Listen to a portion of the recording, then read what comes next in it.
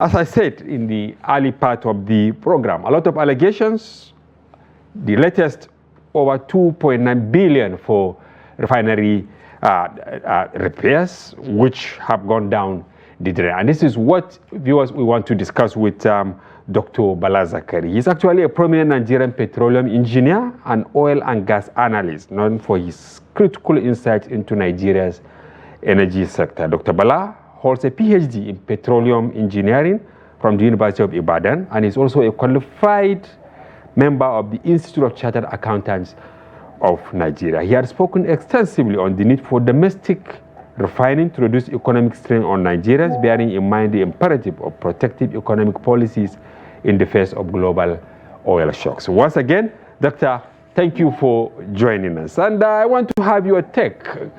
How did you feel when this revelation came out that Port Harcourt Refinery is operating below 40%?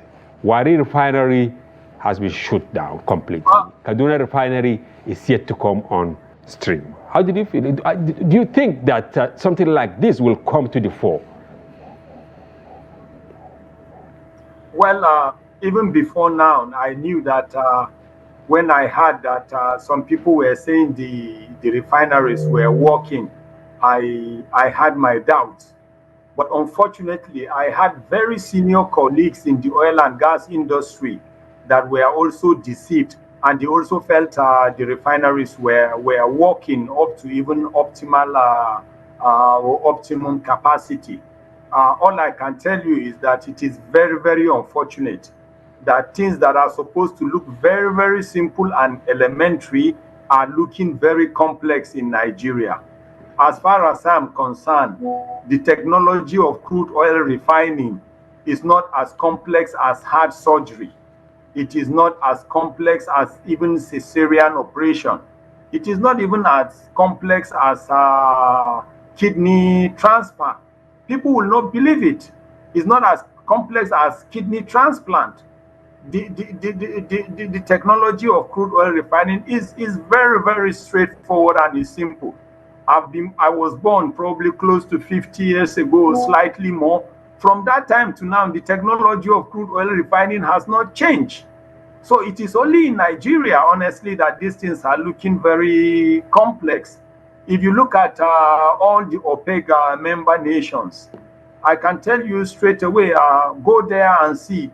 Crude oil refining is nothing. Their state-owned refineries are all working. So anybody that tells you that these things are complex, those people are just deceiving you. In Nigeria, we are not straightforward and we are not honest to ourselves. And if anybody had said the refineries were working and there were distillates, the first thing that you needed to see was to see a drop in the price of distillates. And when you talk about distillates, you're supposed to see a drop in the price of petrol, diesel, kerosene, aviation fuel, and even LPG, liquefied petroleum gas, which we technically call cooking gas. How can you say you are refining, you are producing products, and the cost of the product has not gone down? People are experiencing business climate hostilities. The prices didn't go down. So as far as I'm concerned, they were not honest. So now, who do we actually blame? The last administration gave the contract for the refurbishment of these 3 refineries, and then they were even commissioned by the last administration of President Buhari. But then, of course, there was commendation even from President Bala Tinubu, only for Nigerians now to hear that this is the status of these refineries. Who is actually deceiving who? Is it the managers of these refineries, or the government itself is complicit in what we are witnessing now?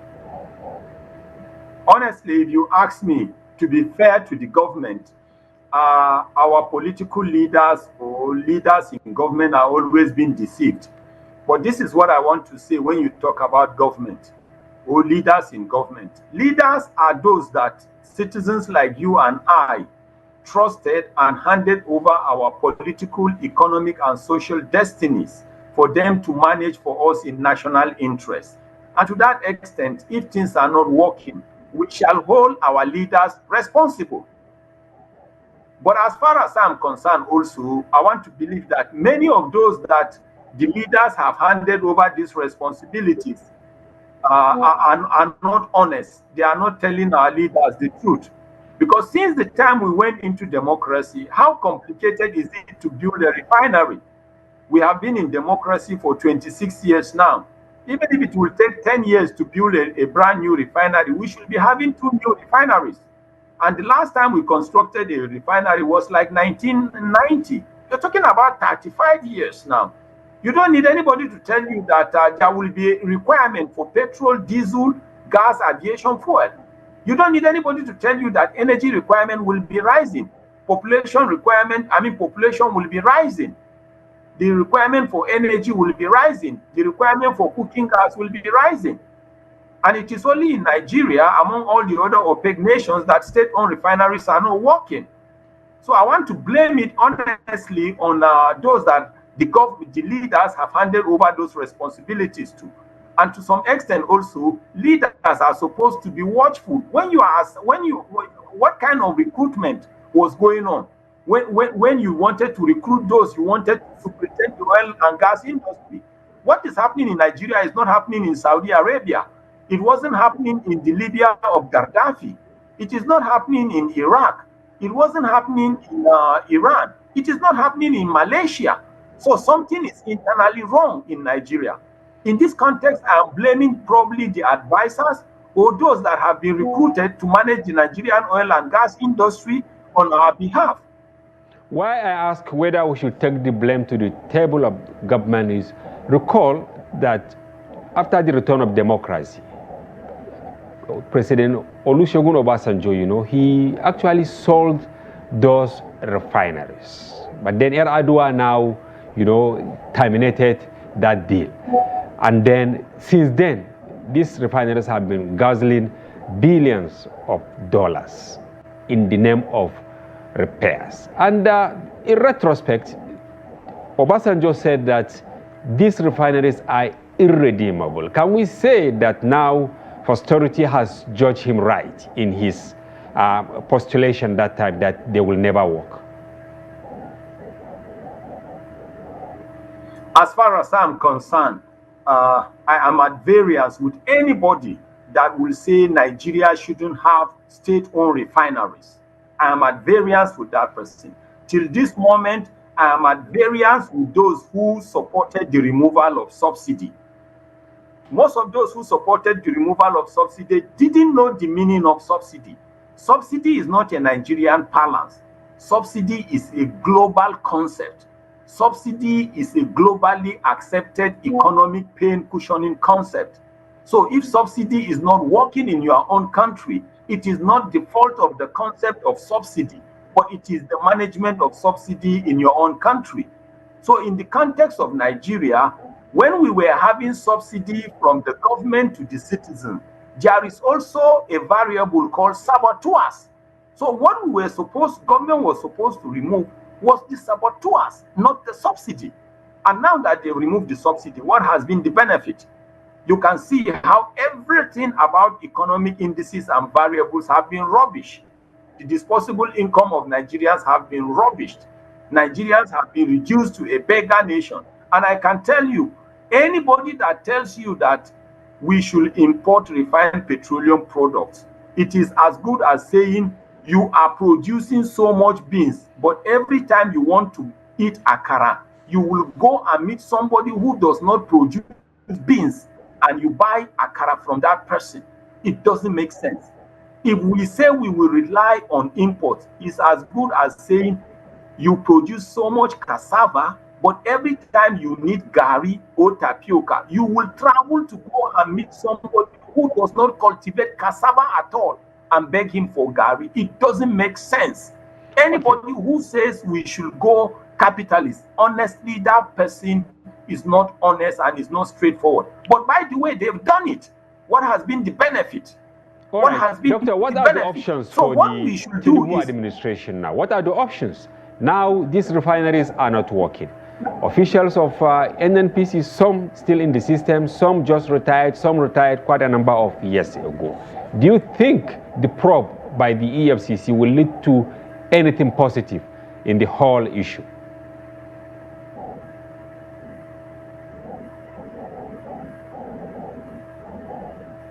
Well, EFCC or regulatory agencies or agencies that have the right to go and do the investigation can carry out.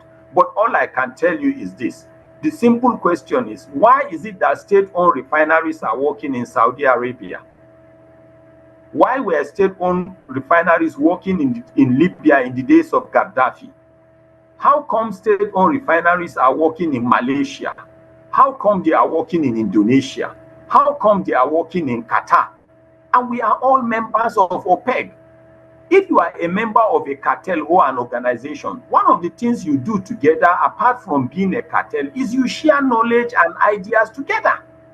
So in the context of Nigeria, how come it is only Nigeria? How come the refineries in Iraq are working? How come the refineries in Iran are working?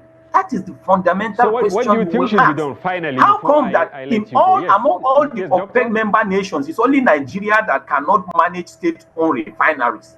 These are elementary questions. Okay, is it the template we are using that is not working, or the system completely is wrong? And then what do you think we can learn from Saudi Arabia, from Qatar, from Libya and all that, who have functioning refinery? What do you think President Tinubu can do immediately to resolve this problem?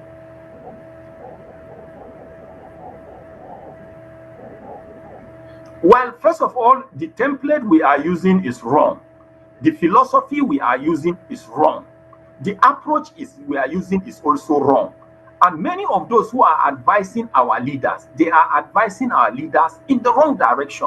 I want to let you know that President Bola Tinubu got a hint from what was happening in the days of Buhari. Because in the days of Buhari was deceived to remove subsidy. He started with kerosene. When he removed the subsidy in kerosene, nothing came out. He then went ahead to remove subsidy in the price of diesel and aviation fuel. So it was very clear and nothing happened. What we just saw was the collapse of strategic industrial sectors, strategic commercial sectors, and strategic domestic sectors. So it was very clear that the only thing that was remaining was petrol. I want to believe that President Bola Tinubu was deceived because he already got hint from what Buhari did and things were not working. It was clear that if he told that part, the economy was going to collapse.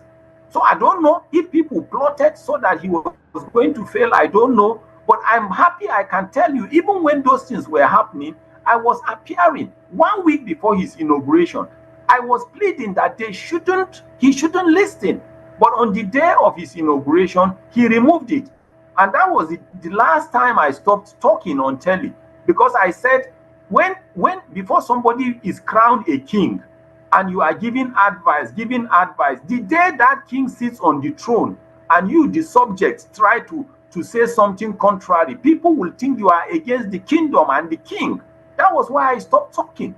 But it was very clear. From what, and sometimes you are supposed to learn even from your predecessors. When people have been somewhere before you, you are supposed to learn. When in the policies they implemented, where were the things? Some people also deceived the government to devaluate the naira. What have we seen today? And let me tell you, there is some unfortunate comparison that some people are making. In the context of Nigeria, those comparisons are wrong. A lot of people will be telling you that $5 cannot buy bread in the US, but it can buy so much in Nigeria. And I ask them a simple question. In Nigeria today, the total monthly minimum wage of a citizen cannot buy a 50 kg bag of rice. Are you telling me that the total minimum wage of an American citizen, a monthly minimum wage of an American citizen, cannot buy him 150 kg bag of rice in America? The answer is no. Pause, yes. I can tell you. All right. Thank you very much. Yeah, Dr. Bala Zakka, we are constrained to actually hold on here so that we can also engage our guests here in the studio. We thank you for being with us, but we hope to have you very, very soon to continue with the conversation. Thank you, and I greet you for this opportunity, and I greet all the viewers of this station across the globe. Thank you. All right. That was Dr. Bala Zakka, a prominent Nigerian petroleum engineer and a chartered accountant.